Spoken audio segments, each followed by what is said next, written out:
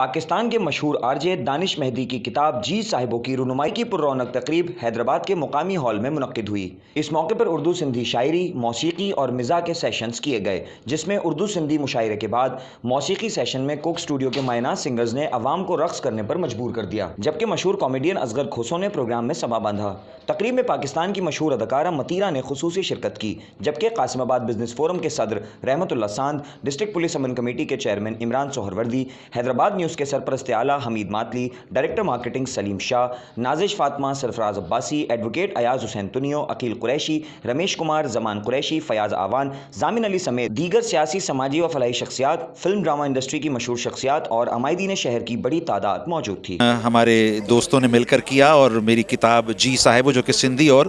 اردو شاعری پر مبنی ہے، تو اس میں تمام دوستوں نے بہت اچھا کردار ادا کیا اور آج اس کی رونمائی بھی ہو گئی۔ بس یہی میری آج کی بات ہے۔ ظاہر ہے کہ یہ محبت کی بات ہے۔ شاعری ایکچولی ذرا نرم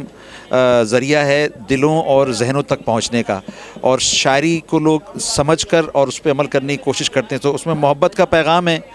اور بھائی چارے کا پیغام ہے، ہم آہنگی کا پیغام ہے۔ اس طرح سے اگر یہ نوجوان پڑھیں، اس کو سمجھیں، اور جو سینئرز ہیں وہ بھی، چونکہ سینئرز بھی